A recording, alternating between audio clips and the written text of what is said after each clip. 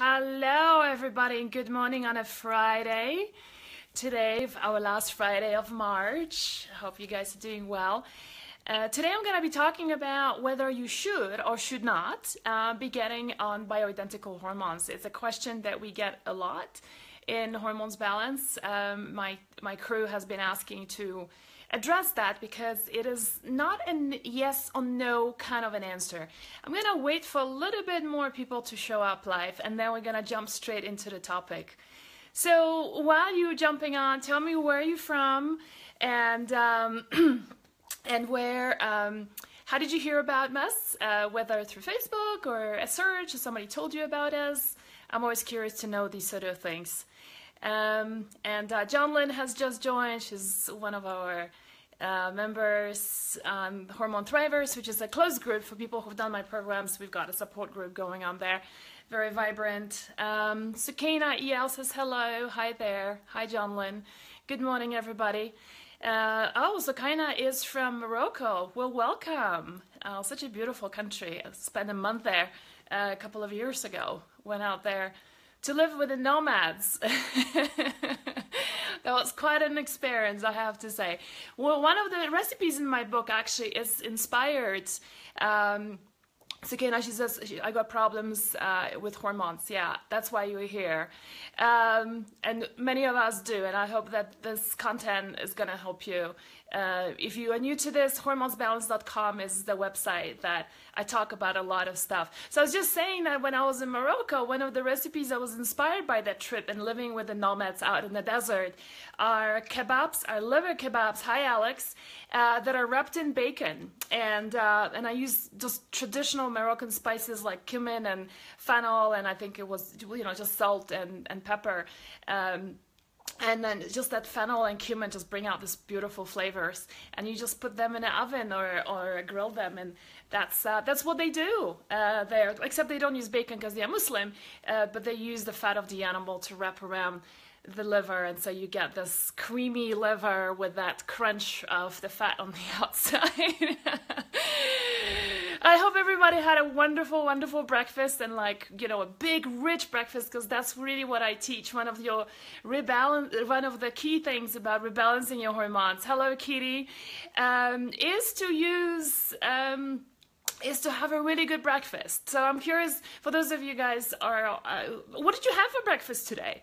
If you're on the West Coast, you just probably had your breakfast, and you're on the West Coast. Joshua says, I love what you do. Thank you. Thank you for all the resources and info. Anytime. I'm having so much fun. I'm a natural teacher. I love to teach.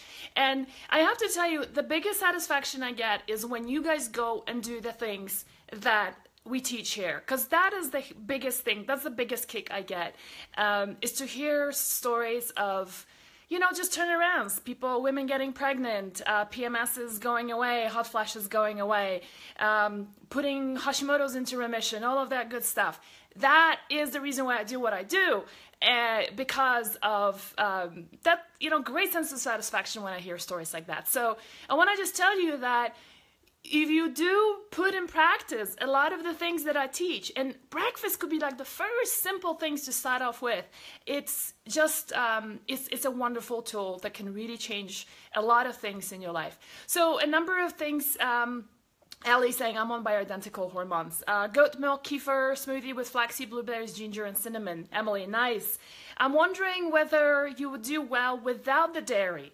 One of the things in Hormones Balance here, we do not work with dairy. You guys, when you got comments coming on, they show up on my screen literally for 3-4 seconds. And while I'm talking, so I'm multitasking here, which I'm pretty good at, but you need to keep it short, because otherwise, if it's a long essay like just now somebody posted, I can't cope with doing two things at the same time. All right, so let's talk about bioidentical hormones. For those of you who are new to these calls, I host them every Friday at 10 o'clock Pacific, 1 o'clock Eastern. My name is Magdalena Avshalaki. I'm the founder of Hormones Balance, nutrition practice dedicated to helping women rebalance their hormones with nutrition. And I talk about something that I don't work with, which is bioidentical hormones, just because a lot of Tracy is saying she's just started bioidentical hormones, not very happy about it. Tracy, thank you for sharing, and I feel you, I hear you, and I will talk about this today. The way I structure the calls is I'm going to try to answer your questions as they are coming on. But Kitty's asking, is it a whey protein? Why I'm recommending no dairy? No, it's actually lactose and casein that's equally, if not a bigger problem for a lot of women with dairy. So I'm not saying it is your problem. Most women have a problem with it. But I'm suggesting learn to make kefir from coconut milk, for example, using the same grains as you would for milk, and replace it and do it for 2 weeks and see whether you feel better without dairy. A lot of women have a lot of symptoms just go away when they get off dairy. So that's what I'm saying. So let's talk about, so if you're new to this, I always pick a topic for the call and then talk about it more in depth. And you can ask your question, no problem. I might refer you to previous calls that I've done, or I might say, great question, I'm gonna put this on the list of things to talk about next time. Ellie's saying I've got allergies to coconut and almonds. Bummer, but guess what? The good news is try tiger nut and learn to make tiger nut milk, which is the same way you make coconut milk, right? Tiger nuts, water, strain it. That's your coconut. That's your tiger nut milk, and ferment that into a kefir. You can add just a tiny bit of sugar to it, and you're gonna have a wonderful tiger nut kefir. How about that? The research tiger nut's a little bit more full of probiotics, hypoallergenic, wonderful, wonderful thing. So today I'm going to be talking bioidentical hormones just because so many of you, my team told me, why don't we talk about this because, I work with food predominantly, right? But then when we have people watching our workshop, which is Cooking for Balance, if you're interested in watching the workshop, it's cookingforbalance.com. During the workshop, you can ask us a question while the workshop is going on. And a lot of the questions that are coming in are, do I need to get off my hormones in order to do this diet, right? And the answer is no. Can this diet prevent me from getting on hormones? The answer is maybe, very likely. Can I do the hormones? Can I do my bioidentical hormones or any kind of hormones while I'm doing the diet? And the answer is yes, right? So that's where I think there's a lot of that confusion going on. And I want to just talk about I think there will be two groups of women here, right? So I'm already seeing some of you are saying, I am on bioidentical hormones and I don't like it, or I'm questioning whether it's the right or wrong thing. And there's other women who might be saying, I'm thinking of getting on it and my doctor says I should, and I don't know whether that is the right direction. So let's talk about both of them. First of all, Janet, aloha from Hawaii. And so let's talk about, first of all, the hormones I want to talk about today is not thyroid medication per se, because that is a little bit different animal. I'm going to talk about more progesterone, estrogen, creams, pellets, and DHEA and testosterone. So those topical steroid hormones. Thyroid is not a steroid hormone. I can do another call on that. And I have talked a lot about thyroid in the past. Angela is my assistant who is listening in today. Angela, could you post the link to previous calls, the live calls that I've done on hormonesbalance.com/QA with Magdalena? Emily's saying she just started testosterone pellets therapy also. Yeah, awesome. So here is my take on it, right? And first of all, foremost, I want to say that I am not a medical practitioner, and this is by no means medical advice to you. The purpose of this call today is to open up the conversation with your doctor, maybe with yourself first, and then give you the idea for options, and then something you can take to your doctor and talk about it, or maybe you realize, maybe it's time to pick another doctor, So what is my take on bioidentical hormones when I talk about progesterone, estrogen, testosterone, DHEA, right? And my take on it is that even if I was low, and I am, there were times when I was low on, for example, on estrogen, I would not go the bioidentical route only because I feel like it's masking what else is really going on in there in my body that is not allowing me to produce my own hormones sufficiently. Does this make sense? Does this make sense, you guys? Like when you hear me say that, you know, I believe that the woman's body is designed to produce and maintain a sense of incredible balance within the body, right? Does that make sense? And we are naturally programmed, we are naturally built that way. Now, if your ovaries are not producing sufficient progesterone, estrogen, right? If your luteum corpusculum is not producing sufficient progesterone, the question is, why is that happening? Now, before I go on, I want to say there always will be women who need that kind of support. And so let me talk about that first and then we move on. And those women are women who, for example, lose the uterus, including ovaries, you know, would always need that kind of support, estrogen, progesterone, bioidentical, because they have, although I have to tell you, I have met women, I have worked with women in the past who lost their ovaries, with a uterus or without, doesn't matter, they lost their ovaries. And obviously they will take them into menopause, but even when going through menopause, they did not require progesterone and estrogen cream because, guess what, in a woman's body, and that's the beauty of our body, the adrenals step in to then stop producing sufficient estrogen and progesterone so that you can live and function and feel good and have beautiful skin and healthy hair and, you know, good mental function. Isn't that beautiful about the human body, about the woman's body? It's just the ability to compensate and different systems stepping in and saying, hold on, I'll help out here if the ovaries are gone. Now, having said that, not everybody has that luck. These people I'm talking about had the luxury of, you know, taking care of themselves. They were already retired. They were financially in a good place, etc., etc. Now, there is always going to be a group of women who lost those ovaries, with the uterus, and you know, and are just struggling financially. You might not know what's going on. There might be a case of, you know, just having a lot of stuff going on, right? Of going through a divorce, dealing with a business problem, going through a really shitty job, moving countries, having financial problems. I mean, you name it. I don't need to tell you this.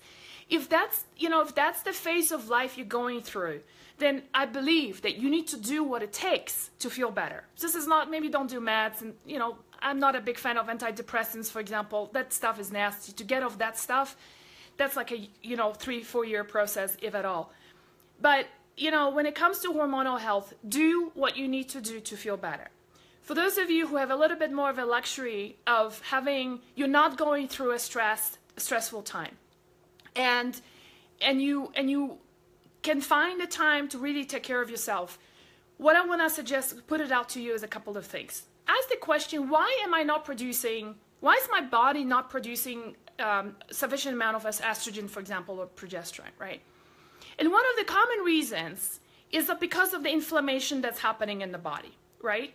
When we are inflamed, you know, a lot of people, inflammation is like this little fire that's going on a cellular level. You don't see it, you don't feel it.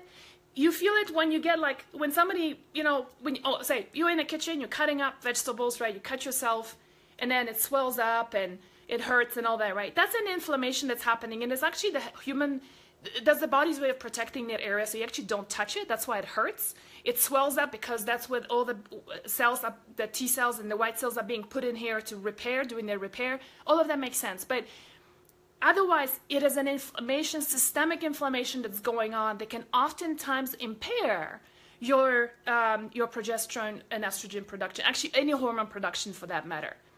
And so I feel that when you get on that bioidentical hormone, while not changing your diet, while not addressing your stress, and I'm going to talk about this in a second, you just basically, it's a Band-Aid. That's what it is. And if you need a Band-Aid, just because you need to put it on for a while to get things going till you heal up a little, then so be it. But if you haven't started yet, and there are consequences of taking hormones, and I'll tell you that in a second, but if you haven't done it yet, I want to give you a couple of other solutions that you can do. One of the biggest sources of inflammation is obviously your diet. If you're still doing dairy, that's why I was talking about dairy before. If you're taking dairy, if you're still eating gluten, if you're living off sugar, if you are, you know, if alcohol is like, if you're doing anything more than 5 to 10 glasses of wine every week, right? Inflammation, inflammation, inflammation. You're just feeding that fire in the body. And I can tell you, I cannot tell you how many women I've worked with who just get off coffee or give up sugar or give up gluten for like 2 weeks. And then they say, for the first time in 5 years, or maybe not 5 years, but like first time in 2 years, I have not had hot flashes.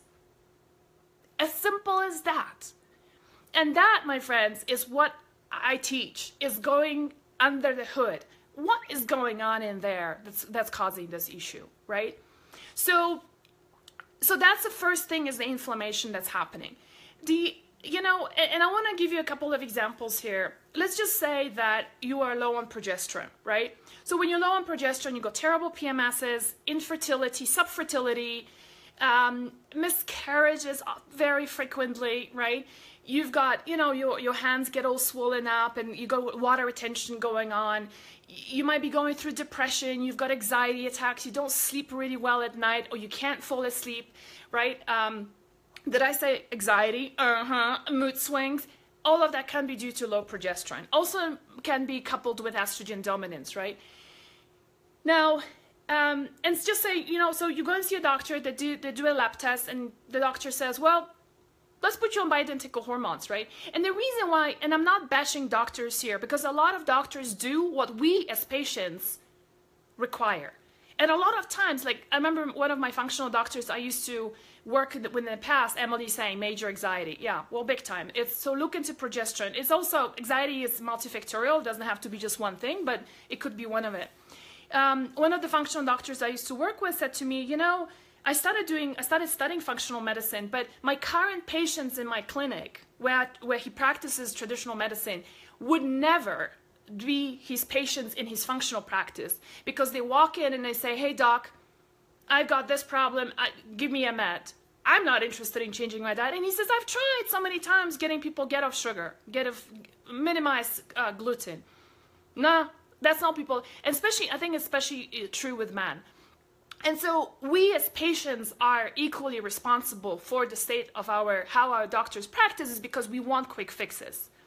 If you want a quick fix and get on progesterone cream, estrogen cream, DHEA, testosterone to feel better immediately, do it. I'll talk about the consequences in a second, because it's not always easy to get off them.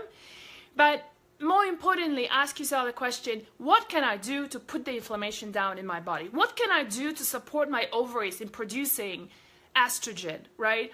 What can I do to support, to be ovulating, right? So the corpus luteum is producing sufficient progesterone during the time of ovulation and then right after. So, and I'll give you the solutions in just a second. I just got some notes. I'm just looking at my, now one of the other big sources of inflammation, and especially when it comes to progesterone, right, where we end up taking progesterone creams, is stress. And I know many of you probably heard this before, and you're going like, yeah, okay, well, everybody has stress, and sure. One way of managing stress, if you got a lot of stuff going on, is that bringing in things to your life that really make you happy. They really, give you so much pleasure, because it is like you've got that stress, but you also got that sense of pleasure, and so things even out for your adrenals a little, And the reason why stress can be such a huge cause of progesterone stealing, it's something called pregnenolone steal. I know it kind of sounds technical, but bear with me. It's actually a simple concept. There is what we call a mother hormone called pregnenolone, okay? Angela, if you can post that word on the forum, that would be great, pregnenolone. Pregnenolone is a precursor, which, by the way, is made of cholesterol. So you do need good cholesterol. So if your doctor tells you, if the doctor doesn't look at your HDL number, which is your good cholesterol, that's a big red flag that doctor doesn't know shit about. I'm sorry. It doesn't know much about hormonal health from a functional perspective. Look at your HDL, because that's your precursor cholesterol for producing pregnenolone. Pregnenolone, and you want to be like 60 and above in your HDL cholesterol, which, by the way, your labs don't show you that, okay? Like, I don't know, Western medicine kind of looks at the cholesterol, like all cholesterol is just bad. The total number is just bad. It's just such a simplistic and such a dangerous way of looking at anybody's health. So cholesterol, pregnenolone, the mother hormone, guess what? 2 main hormones are produced from that. Others too, but I'm just going to talk about. One is cortisol, the other one is progesterone. So when the body has to decide when you are really stressed out, you're running around, there's a lot of stuff going on, you've got a really lousy boss, you've got a business that's causing problems, you are not in a happy relationship, kids are a mess, right? All of that is building up. You stress. You don't do anything to kind of the marker down. What happens then, the body then decides to channel the pregnenolone towards cortisol production to help you function well, so that you can get through that stress in one piece, because it is survival hormone, and your body would always be in a, protecting you from living, right, to survive. And so cortisol is much more important than progesterone, because guess what, progesterone is there so you can get pregnant. Now, would Mother Nature allow for you to get pregnant while you're going through all that stuff in your life? You're stressed out, you have no time for anything, you have no time for rest, there is a lot of toxicity in your life, right? Emotional, physical. Does that make sense?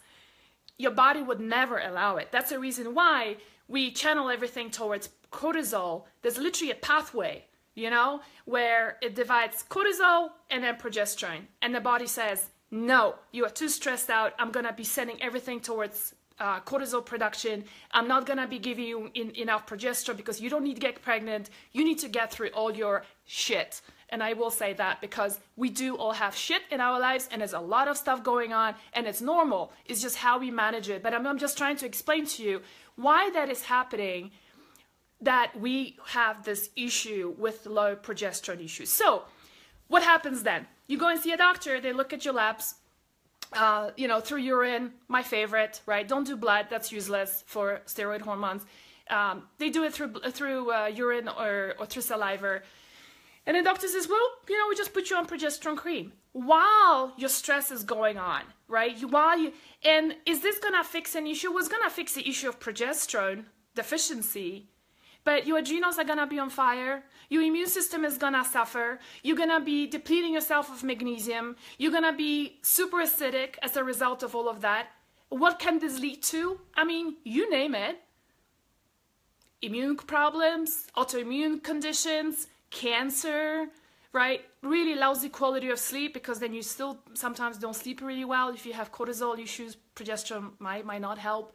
You know what I'm saying? That's the reason why I'm such a big advocate of going under the root cause and figuring it out first. It might take a little bit longer than just doing a cream, because boom, boom, and it's done, right? So I hope I have made my point. And so let's, the same thing for DHEA and testosterone, right? Which are both produced also from pregnenolone. And interestingly, DHEA is like the mother hormones, like the youthful hormone, right? And then from there you have testosterone and estrogen being produced. And the interesting thing about those is that, a lot of times women, again, we go on DHEA. Who here has been put on DHEA or testosterone? I'm sure there's a number of you. So here is a kick, another one with that hormone. If you want to go down path of that hormone, and I'm really not a fan of DHEA and testosterone. I'll tell you why. Did you guys know that if you put on that cream, I'm assuming it's because you're low, right? The reason why we have low DHEA and testosterone a lot of the time is, guess what? Is because in women, in men is the testes that produce these hormones. In women, it is our adrenals that produce that, right? So the question is, again, what's the state of your adrenals? And adrenal health is so important, not just to produce enough DHEA and testosterone, but it's also so important in producing, obviously cortisol, right? And guess what? The adrenals are also responsible for modulating your immune system, amongst other functions they have. Not just stress response, but also modulating your immune system. And you guys know probably that we have a pandemic of autoimmune diseases. I'm not saying that pooped out adrenals is the only thing that causes autoimmunity. I think gut health has a lot to do with that as well. But guess what? Also, gut health can also, like if you're having constant digestive issues going on, that can also be causing adrenal fatigue. Stress is not only emotional, or it's just stuff going around us, mental, spiritual for some people. Stress can also be physiological. If you have EBV, and that's another thing, is, You know, the stress I talked about, you know, the stress can also be caused by physiological things happening in your body that you're masking by taking those progesterone creams. And that is, maybe you have EBV that hasn't been discovered. And there's, like, I discovered a year ago that I have a kind of active EBV. And that's one of the reasons why I cannot put down my antibodies for TPO and Hashimoto's down to 0. Hey, you guys, if you're new to me, I used to have Hashimoto's in 2008. I still do, except that my antibodies were over 1,000. I'm down to 66. No matter what I do, and many of you here who've been following my programs and diets, we get weekly emails saying, I'm in remission, you know, I got no more hot flashes, my hair is not falling out anymore, all these wonderful success stories. And I'm like, I still have antibodies. What's going on? So I discovered a year ago that I have EBV. And you know, and that is a nasty virus. I'm still working through it to figure it out, how to address it, because my case is kind of a complicated and multifactorial. I will share it when I figure it out. I'm closer to coming to that point. But what I'm just saying is that if you have certain infections, whether it's parasitic, whether you got SIBO, you got EBV, some other, you know, viral, bacterial, parasitic infections going on, that is also taxing your adrenals, which can result in low progesterone. But you're not addressing those things. You're just going on a cream, you know, and that's what, so I don't want anybody feel like you've made a bad decision. If you had gone down that path, you did what you needed to do to feel good.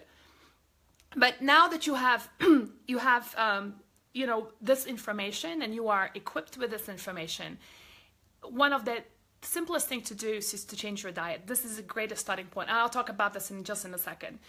I want to talk about consequences of taking hormones, and why, furthermore, apart from being a Band-Aid, why else functional doctors who are not super excited about putting patients on it, why that is so. There's a couple of more reasons. Well, number one is when you take synthetic hormone, even if it's bioidentical.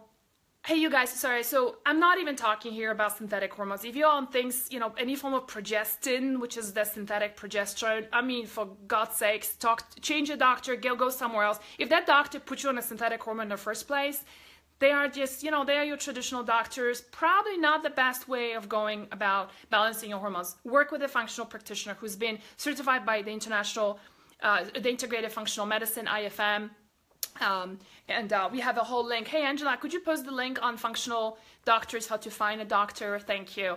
I've got my lovely assistant, one of our team members, Angela, today on the call with us. And she works with menopausal women, actually. That's one of the ways we found her. So talking about doctors who work with bioidentical hormones, you know, one of the points of reluctance that could be coming in is from the fact that when you start introducing bioidentical hormones to your body, your own glands, right, that produce hormones start slowing down naturally. And that's very normal because it's like, well, why should I be producing all that progesterone, estrogen, DHEA, testosterone, estrogen, I've got external supply. So because there is just literally no need. So over time, these you know, basically your glands might get a little lazy. Typically that happens for somebody who's been on it for a number of years. If you just started, that is a pretty easy thing to get off it. So that's the first thing. The second thing is, you know, dosing is really, really important with natural hormones. And going, Lisa is asking, EBV is mono? Yes. It stands for Epstein-Barr virus. It is mono, yes. And the reason why we have the dosing is so important is because if you put up the dose too much, too high, which a lot of doctors actually like to do because again, it's our own mentality as patients. It's our fault. It's your fault, my fault. Everybody's contributed to that in the past. Because we walk in, it's like, doc, I need to feel better tomorrow. Like, I've got kids, I got work, I've got husband, you know, I need to feel good. And so they kind of, a lot of times they start off with high doses. Not a good thing. One of the things that's happening when you start off with high doses is that the cells, so when the hormones are produced, they get into our cells. And we have cell receptors for all the hormones, right? Some places more, some places less. For example, their hair cuticles, right, have a lot of receptors for the thyroid hormone. That's the reason why, but they also have receptors, for example, for estrogen. So when you have problems with estrogen or you have problems with thyroid, that's the reason why your hair is one of the, body systems, if you like, right, that will take a hit. You start losing hair, your hair gets brittle, and all of that stuff. So these receptors get basically insensitive to the hormone. And this is, and some of you, has anybody experienced this here? When you started off, let's just say, on 5 milligrams of DHEA, and then wasn't working, you went going up and up and up, and then every year you need to go up higher and higher and higher. And it's because the cells are not sensitive anymore. And that's another thing that, I would say I'm not a fan of bioidentical hormones. Any form of external hormone is because it is a little bit like crack. You're gonna go up higher and higher and higher, because after a while it stops working and you're gonna go higher and higher and higher. And so, like I said, some of you need it because you've lost your thyroid, you've lost your ovaries, you have no other choice, you're going through major stress and drama in your life right now, but it's only temporary, and you can, for those of you who know it's temporary, you can wean yourself off it, and I want to talk about solutions in just a second. Mary's saying, yes, my hair fell out and it still does on T3. Yeah, so Mary, it's again, it's like that mentality of I take a hormone and I expect everything to go away. And I can tell you that I've worked with probably like 2,000 women, when I first started off this business with my thyroid practice, is when we change the diet, when we restore the health of the digestive system, sugar levels and liver is much healthier, then not only does she really start feeling better, but women can reduce the thyroid medication, and and then the medication actually starts working much more effectively. And I think it's got a lot to do with bringing down that inflammation that I was talking about, that systemic inflammation that's going on. Two other things I want to talk about. How do you cure EBV or mono? That's a really complicated one, not straightforward. Like a lot of practitioners don't really know how to do it. I will share with you when I figured it out myself. I'm working now with a really high-end functional medicine doctor, and got a whole protocol in place. So I'll share with you when I know. There's two more things I want to talk about. Women who take, for example, progesterone and feel really terrible, or take DHEA and feel terrible, why that is so. Three things actually. One of it is that, is it candida? It could be a candida issue. I have seen a lot of women, especially, I haven't seen it with DHEA, but I've seen it with progesterone. If you're responding really negatively to progesterone, look into the possibility of having candida, which is the yeast overgrowth that's most of the time happening in the gut. It can also be in your skin, it can be in your vagina, in your feet, but most of the time it really starts with the gut. And, candida is a sneaky little bugger that is so hard to diagnose. I did a whole call on candida. We've got, excuse me, a big article that we did on candida. So go to my website, hormonesbalance.com, and look for, on the upper right corner, there is a search thing. Look for candida.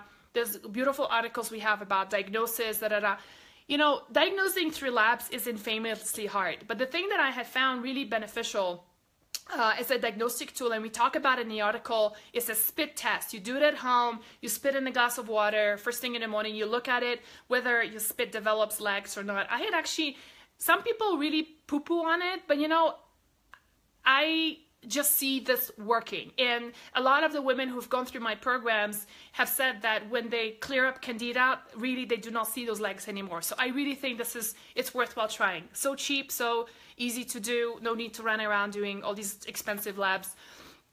And most importantly, looking at your symptoms, right? If you're having white tongue, a lot of times, first thing in the morning, if you're having itchy, especially if you have a glass of wine or you have a cocktail, or a brownie, anything with sugar, right? And by the way, you guys, alcohol is sugar. Let's not forget that. Your glass of wine and skipping dessert is not enough. So just saying, not fun, I know, but just listen to your symptoms, a glass of wine, and you go like, that is kind of itchy. Or you start getting like really stuffy nose and your sinus is going bonkers. You start getting stuffy nose, right? And then like pain here, that's another one. Getting like obviously sugar cravings. you know, like hiding little cookies in some places in the kitchen, or like you go like, I am gonna go like a little bit longer because just to see what's in that bakery, do they have any new brownies, right? You know, that kind of stuff. Yeah, so all of that, Helen is saying, yep. So we've all been there. I'm sure at some point of our level, you know, our lives, the candida plays up higher, sometimes lower. So that's one thing that I have seen why we respond really badly to hormones is because of candida. Another one, when I mentioned, is that when your liver is not in a, I'm getting a lot of smileys here. Yeah, right. Do you want to tell us about your little sugar, I'm going crazy, I need sugar moments? That would be really fun, just for other people to see that you're not crazy. We all been there, trust me. So the other thing that I see why we struggle with bioidentical hormones is when you have issues with your liver. So guess what? Next week, Isabella Wentz, or I should call her Dr. Isabella Wentz, because she's a friend, so I forget that she's a doctor. Dr. Isabella Wentz, the New York Times bestseller, who's just about to launch her new book. She and I are going to be next week doing a little cooking demo, and we're going to be talking about her liver protocol, next week, Friday. So you guys make sure you log in, same time, 10 o'clock Pacific, 1 o'clock Eastern, and check it out, because I really respect her work. She's just absolutely awesome. And I think the liver is so underestimated. For those of you who follow me for a long time, you know that gut, liver, sugar levels are the three body systems that really govern good hormonal health, bring down that inflammation, get rid of we poop literally our metabolized hormones. The liver is important. So for women who have issues with liver, that's when I also see them responding really badly to hormones. And I don't think I don't know of any specific pathway. There is just an overall liver support that you can do. Either work with somebody, and supplements alone, I don't feel like good enough. You're going to change your diet as well. If you're loading, put it this way, if you're loading in crap into your body, and then you think that this powder that costed $200 that's supposed to do all this amazing thing is gonna work, I mean, come on, you guys, you're smart here. Like, I don't need to tell you, this is utter rubbish. So supplement it. Like, if you want to do a supplement, you want to do some herbs to support your liver, I'm totally on board with that. But high DHEA, is that a liver too? Monica is asking. No, high testosterone and DHEA is oftentimes the result of high sugar levels. And I will talk about it in another segment. I want to just focus on today's topic, Monica. So, and then the other thing is, I just spoke actually to my friend last night I was telling her I was doing this call, and she's a functional practitioner as well. And she said to me, she says, I also see when somebody is nutritionally very depleted, that's when I also see them responding really badly to bioidentical hormones. So, so there you have it. So those are I hope I have answered your question why you might be not responding well to them. Let's now talk about what on earth are you supposed to do now, right? And again, I don't want to feel anybody to feel bad about what I said just now, with all the consequences, If you've decided to do to take your hormones, you want to continue, it's absolutely your choice. And I support you and I honor you. And I want to give you additional tools just to add on to your portfolio. And if you want to work with a doctor to slowly wean yourself off, please do not stop your hormones. I'm not ever gonna say that. Never on these calls am I going to say, you're going to stop taking your hormones. It's going to be really bad for you. No. It's really, I can help you create an environment in your body to your best abilities that creates the kind of environment that can help you produce your hormones efficiently and metabolize them efficiently. So you poop them out, what you need to poop out, and then use the rest efficiently. So, the biggest thing really is to put the inflammation down, be nutritionally really have a rich diet, right? So the health of the gut, health of the liver, sugar levels, the three body systems. I talk extensively about it because you know me, I can talk a lot. And there's a lot to say about this topic, right? So I'm not going to talk about it in length today because guess what? There is a great workshop that is completely free. It's an hour and a half and it's packed with information about the things that you can start doing this Saturday. So watch this today. Angela, if I can ask you to pin the Cooking for Balance workshop URL, cookingforbalance.com. It's a free workshop, you guys. Cost you nothing. Learn from there what can you do to support your hormonal production. And I swear to you, there are so many women who've gone through the workshop and the full program who are like, it was life-changing for them, right? If you're committed to doing the work, it is going to work for you. There's no reason why it shouldn't. During the workshop, you're going to hear me talk about if you feel like you need support, you want to have something more structured, then think about joining the full-on 4-week program with our online support group where I'm there on a daily basis, and we've got a lot of people who graduated from that program. It's an option. You don't have to do it, okay? So the workshop is super informative as well. John Lynn is saying it is life-changing. Thanks, John Lynn. John Lynn is one of our members who's done the program, and she knows, do you know where's your book available? Yes, it's gonna be spring 2018, so you better do something before that. My book manuscript is due next Friday, believe it or not, April 1st. So I am actually gonna be dropping off really soon because I've got work to do, you guys. We've actually just decided to rearrange the whole book, which makes me so happy because the flow is just so much better now. And I couldn't have done that book without you, so many of you, just your feedback on things that work, what doesn't work, what confuses you. You know, in my mind, it's like, it's all making a lot of sense. But then when you guys actually start doing the program, you're like, I am confused. Like, what am I supposed to start off with? So we rearranged the whole thing, and it's gonna be so much better. So I want to give you a couple of more tips, just as we're on this call, is that, especially for progesterone productions, we have so many progesterone questions. The main thing to address is estrogen dominance. Bring those antagonistic estrogens down. And I talk about it extensively on my website. There's a whole article on estrogen dominance. Go to cookingforbalance.com, look for estrogen and estrogen dominance, and you get tons of articles there. Another thing that really helps with progesterone production is when you do carrots and beets, whether it's in a smoothie, whether it's in a salad, you know, and put that or roast them together, you know, as roasted vegetables, right? It doesn't really matter. And do that 5 days before your period. And I tell you, the beets help the liver. The carrots are full of vitamin B6. They really help progesterone production. It's been an old naturopath's protocol to use, and it works wonders. And then the other thing is that vitamin B6 is hugely important. Cindy is saying, love the workshop and the program. Yay, thanks, Cindy. So one of the things is that B6 is hugely important in the production, in the formation, the thickening of our uterus, right? Which then turns into lutein corpus is that's where your progesterone is produced. B6 is really important, so you can either supplement or get foods in that are rich in B6 if you are still struggling with it. By the way, did you guys know who here remembers your dreams? Tell us, do you remember your dreams?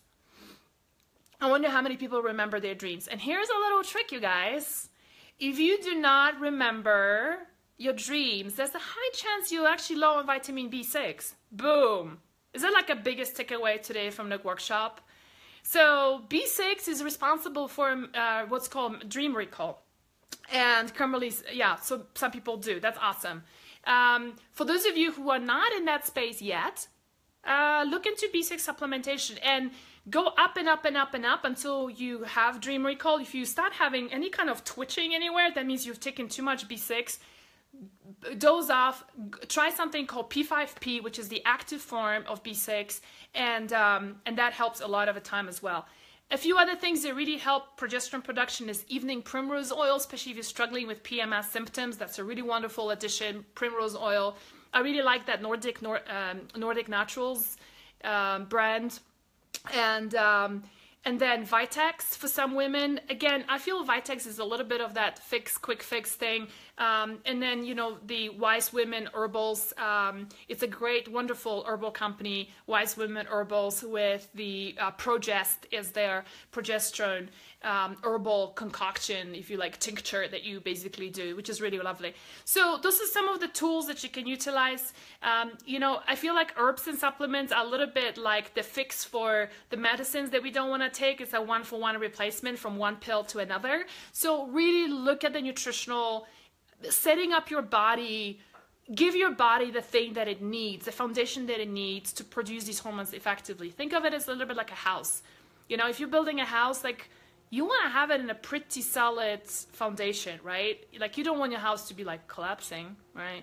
So that foundation I'm talking about, that's your gut, liver, sugar levels. It's going to set you up for life, not just for hormones, but for autoimmunity. It's going to keep you free of cancer, free of allergies. And I'm not exaggerating this. I'm not making like these, you know, crazy promises that are unsubstantiated. I'm really talking about from experience, like how much nutrition can really change people's lives.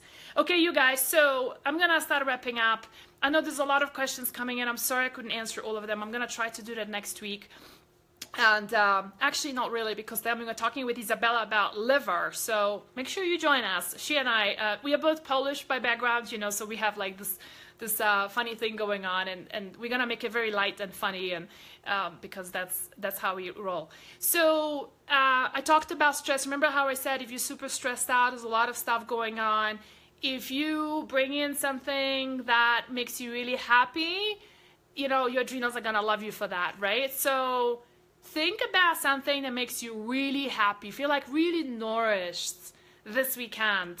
For me, it's massage, and I'm gonna go to a hot tub, like a Korean spa in Denver with a couple of friends on Sunday evening, and the rest of the time I'm gonna work because it is crunch time for this girl. But after that, I'm gonna go to the mountains for a week. How about that? So that's my way of replenishing the adrenals.